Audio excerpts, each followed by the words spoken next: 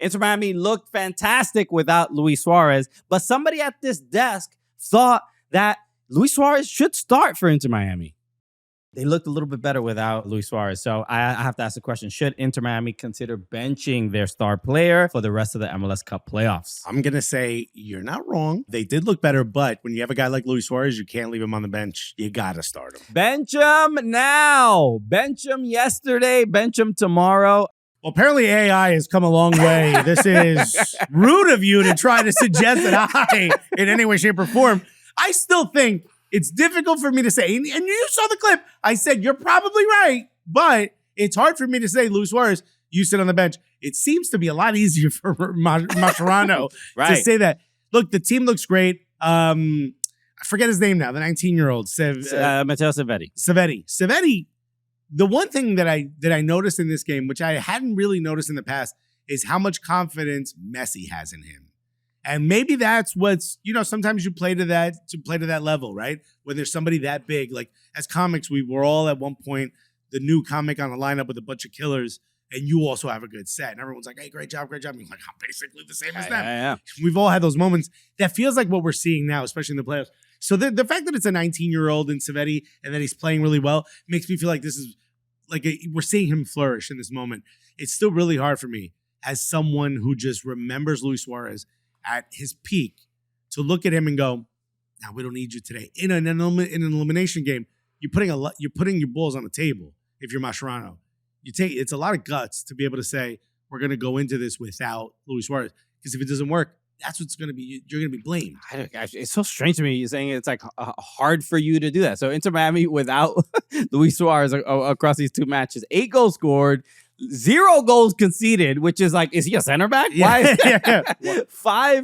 5.01 XG, 1.46 opponent XG. That tells you everything you need to know. They are right? so objectively better. And even when Luis Suarez came into this game, you saw the difference in, it's not even the level or quality or whatever. It's just like the defensive pressure, the speed of the game itself, the space that is created. Just having a younger, more sprightly, fast player. Someone who's also willing to press, because the press starts with the strikers, right? You got your forwards have to press. Someone who's willing to press, but also is fast enough to be able to track back, and that doesn't mean they're gassed, right? So I completely understand all the positives, and from watching it, it's very clear to see. It's just you understand where I'm coming from. You are objectively wrong. I said you're probably right. We played the clip. But you're saying it's hard. It would be hard to do that. I'm saying it's still hard to do that. You just don't care about Luis Suarez. No, that's the point. You just don't. What do you care about his feelings? You could look at a man who's 60 years old and go, "Hey, we're retiring you early. We don't need you in this factory anymore. Right? You're done. Your cheap. You're done, Charles. Here's your gold Casio. Now get out of here." I get it. You don't care about that. It's just hard for me to say it's an elimination game and Luis Suarez won't have something that puts him over the top over a guy in Civetti who's 19 years old, the kid. But the tail of the tape is clear. The team is very good with Civetti in there. And also Allende looks completely renewed. I would say that he is at the level he's been fantastic this season. Like all the decisions of I think the only American player, I could be wrong, but I think the only American player on the starting lineup was Noah Allen. If I'm not mistaken, it is they need those international roster spots. Yeah. They trade out every game they have. They're like, yo, we just need to get young upstarts from these Argentinian academies, and I think it's working out really well. Civetti, Allende. Who's the other midfielder? I forgot his name, but the young guy with the curly hair. No, not the curly. That's the center back. That's Falcon. The other the Argentinian kid. What's his name? Anyway, doesn't matter. But he was also very good. Baltasar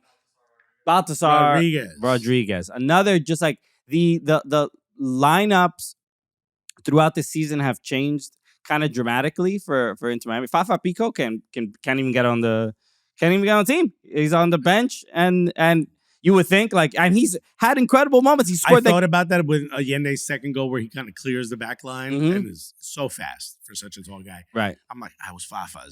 That was Fafa's role. Right. So that's where the level is on the team, and clearly, it's whoever is going to make the collective better. It's those are the people that are going to get the opportunities. Players who again last season helped the team a lot. Yannick Bright can't get minutes. Ian Frey was injured in this game. Wygant, who I thought would absolutely be a starter, I thought. But the team with Ian Frey looks better. You know what I mean? So that's the just the fact that the team has been able to made these changes, but they've never really messed with the core of Messi, Alba, Busquets, and Suarez, and it's seemingly the weakest link there is Luis Suarez. Even though going forward, of course, you're going to have unbelievable the quality there to be able to finish is. He's almost second to none to a lot of, even at his age. I think the point also should be made that they have enough attacking for it. They don't need Luis Suarez as much as they need a Busquets in the midfield. Yeah. They don't need Suarez as much as they need Jordi Alba. Yeah. And obviously you don't need him as much as you need Messi. So of the big names, if you're going to lose one, you could lose Luis Suarez. You're still going to score a lot of goals. We also have to talk about what the hell happened to FC Cincinnati. Bro, this was Evander was did he know there was a game?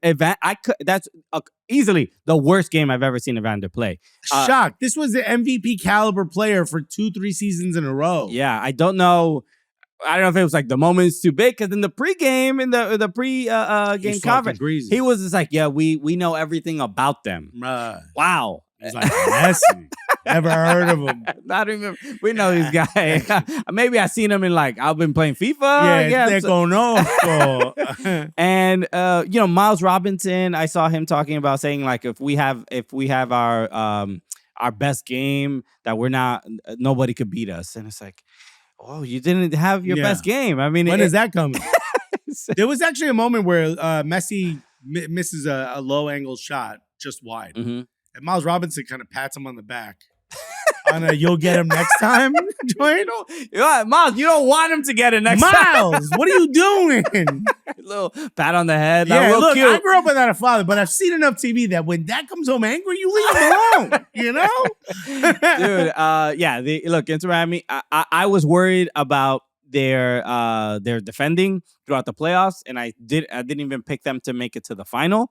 But given that they just magically look better, so much better defensively. Mm-hmm. And again, Busquets putting pressure in the midfield. He's also not very fast. He's retiring. He's retiring. He doesn't even have to put in the effort. He's gassing the tank, bro. He's whatever, yo, let's use it. And the fact that they're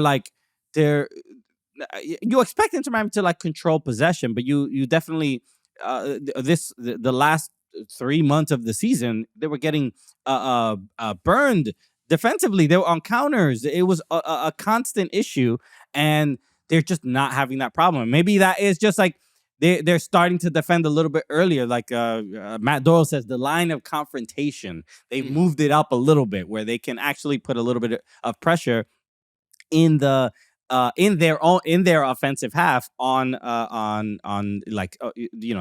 Cincinnati back line or whatever. It's like my wife. Her line of conversation is the moment I walk through the door. That my wife is approached. Where were you? Well, I did not tell you to. And I just walked in. How do we move the line of conversation to beyond the couch? Let me sit, bro. Yeah, it was a safe zone by the door at the very least. I need to be. How about this? I want to rule my house. If I touch the toilet, you can't yell at me. No, Inter Miami, FC Cincinnati couldn't figure anything out. They got cooked. It's a shame because they're at home, and yes, Inter Miami gonna have, and Messi gonna have a lot of fans at these away stadiums and stuff like that. But to put in that kind of performance, I just know that there's nothing you can even really take away from it. It felt a little bit like they especially in the third and fourth goal. I'm like, yo, at that point. But that's the problem. Yeah. It's it can't ever be at that point, whatever. Yeah. No, that cannot be the case. When Evander lost the ball, I think that was for the third or fourth goal. Okay. That is, the heart is gone. You don't believe in the team. Like you can't even be in that situation where you're holding onto the ball too long, where Busquets is taking it from you. With all due respect to Busquets. And this is part of the argument with MLS, is that it doesn't feel like it's life or death. It doesn't feel like you're never like, if this was in another league in another country, you'd be so afraid of what the judgment on you would be once you left. The fans, they'd be crazy. The newspaper articles, and sometimes the feeling isn't there in MLS. We've heard other players talk about how, they lose on the road and they would come home and the fans would be waiting for them at the airport clapping and be like, we lost. What are you clapping for? And actually, that brings up the next topic I want to talk about, which is one of the FC Cincinnati players swapped shirts. They lost 4-0. Teenage Hadebe. Hadebe swapped shirts with Lionel Messi. Now, I understand this is Lionel Messi. Maybe the only time you're ever going to get this opportunity. Mm-hmm. But you just lost 4-0 in the playoffs. You were just eliminated from the playoffs. Is that okay? Are you okay with, if you were an FC Cincinnati fan, would you be okay asking to swap a shirt after a 4-0 loss? Or would you understand this is Lionel Messi? It doesn't really add any more insult to injury. You've already lost. It's Lionel Messi. I mean, there's a little bit of a sign of respect in the fact that you're asking for the shirt and you want to swap shirts. It makes it feel a little Mickey Mouse, though. I don't think so. I mean, asking to swap a shirt after a 4-0 loss is crazy. Is it? What are you for a 2-1, 3-0? Do you think any Tottenham players asked to swap shirts with Arsenal players? Yeah, it's not a derby. I get it, but I mean, it's a playoff elimination game. This is even bigger than a derby. I would not. No, I would. As far as the passion behind it, look at expression screaming. You think anybody is screaming like that from FC Cincinnati? We're talking. That's part of my argument, right? You're putting a point on my side of this argument. Because if this was another league, the pressure would be like, you could never. I don't think. But there are no streamers I don't think screaming. There's no fans. I don't think it's a league thing. You're saying it's a league thing. I'm saying if during the derby, I think the fact that it's in MLS is the reason I'm asking. I don't think I have anything to do with you think you'd see this in another league? No. It has nothing to do with the league. It has more to do with the two teams playing during the Hudson River Derby. When NYCFC lost last year, were they swapping shirts? No, they were not swapping shirts. So. Okay, do you think if Messi's on Barcelona and they just smash Espanyol 4-0, well, that's a rival, so that's a direct city rival, so let's remove it. Elche, you think an Elche player is asking for a shirt? You don't think he's like, I'm going to be killed if I ask for a shirt? After a 4-0? In an elimination. Let's say that was on the way to Copa del Rey final. So we're sort of trying to parse whether it's like what it has to do with the league itself, the country that the league is in, there's media scrutiny around it. There's two things we're talking about. It's very simple. One, is it okay to ask to swap a shirt? And two, the fact that we are in MLS and there isn't the fan fervor that would make it insane to suggest that there isn't the pressure put on these players to suggest that would make it insane, embarrassing, all those other words that I can't think of right now to ask for that shirt. That's another reason why you can get away with it. And it makes us look more Mickey Mouse. But the point is, should you be allowed to swap a shirt after a 4-0 loss? Allowed? What do you mean allowed? That's the wrong word. Yes, you're allowed. It's not allowed. You're allowed. No, it's not the wrong word. I mean, who is going to deny you? The coach should be like, give him his goddamn shirt back. So who are you mad at? The league? Are you mad at Hadebe for asking? There's two you mad at the media for not being mad at him? You don't understand this. I don't understand. There's two parts. One, the player shouldn't have asked. And two, the league should be in a place. I wish the league was in a place. The fact that we are in MLS and the league isn't in this place allows him to do that. And we're the only ones talking about it. No, there's people talking about it, but that's why. If this happened in another league, Kaylin Kyle mentioned people would be going crazy. Kaylin Kyle mentioned it on the broadcast and she's said right. She mentioned it on the broadcast. This isn't like lit up. There's not like, who are the people? Well, if this was England, it'd be like Football Joe would be mentioning it, Versus would be mentioning it. All these other players would be mentioning it. Because it happens in MLS, it doesn't matter. It doesn't necessarily mean it's a positive thing that there is this fervor and toxicity around it. I understand what you're saying. It doesn't necessarily make anything better. The toxicity's there regardless. Every time we talk about something with fans, it involves that level of toxicity. But the fact that you would be embarrassed to ask, you'd be maybe afraid for your life is the worst thing. But there's a reason why you wouldn't ask. I get it. The 4-0 is more embarrassing than asking for the shirt. That's what I'm saying. The conversation is, are you okay with asking for the shirt? I'm okay with asking for the shirt. That's the point I'm making. That's it. You don't care. I don't care. If New York City lost 4-0 to Philly and one of the players was like, yo, let me get your shirt to name your Philly player, you'd be okay with it. If it's my team, I mean, I'm okay with it. Is not the exact word I would use. Everton loses in the quarterfinal of the FA Cup to name any team. I mean, it's Messi. You're asking. It depends who you're asking. It's Messi. I understand. Forget the people Messi asking part. Messi. If an Everton player now answer this question: okay. If an Everton player in the FA Cup quarterfinals was eliminated, Everton were eliminated 4-0 by Manchester United. Not a direct rival, but yes, obviously every team is a rival. Mm-hmm. You were lost, and you saw Tarkowski go up to Bruno Fernandes and go, "Let's swap shirts." First of all, how would Gladysson react to that, and how would you react to that? It's not that infuriating to me. I don't know how else to put it. So this is a you thing then. Yeah. How do you think the Everton fans would react? Some might not care. Some might be okay. You don't with think it. there would be? I mean, but this is the discourse. You don't I think see. it would be an intense focus on that? I don't. I mean, I don't think people care about Everton enough to make it a big thing, right? So is it gonna? This is crazy. That's crazy. This is a crazy statement. So some people might be okay with it, and some people will not. That is how it's gonna sort itself out. I think you're dead wrong. I think the majority of people are gonna be mad. I think that's not allowed. Then you tell us.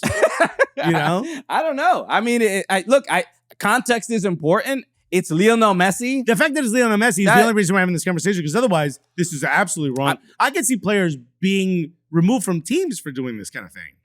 Damn, all right. Well, you run a tight ship there, Alexis. There's some players who ask for swap shirts at halftime, and that would, your bench, dog. You can't. That's not the mentality I need you to have during these 90 minutes. I don't think that is as much of an issue as you may think. Benched because you asked for a shirt. Yeah. A lot of times they do it either at halftime. They do it after the game. This is something you do in the locker room. This is something you do outside. Does that make it okay? At least we don't know about it. That's the thing. You don't want to know about it. That's as much as it's. So it's not a principle thing but I can't argue about it if I don't know what's happening. If I don't know what's happening, I can't have this conversation. The fact that he was comfortable enough to ask in that moment, it's Messi. It's crazy. It's Lionel Messi. You lost 4-0 in the playoffs. Bro, I'll be honest. If I don't know if I'm ever going to see Messi again and able to get a shirt, I might feel inclined to ask. I get it. Terrible time to ask. I think it still makes a good point, even though in the Premier League, yes, especially after this weekend, it's rivalries, so it makes it different. But I would have been shocked if a Tottenham player would have asked an Arsenal player for a shirt after an absolute drubbing. And if you want to see a video about that title race, it's right here.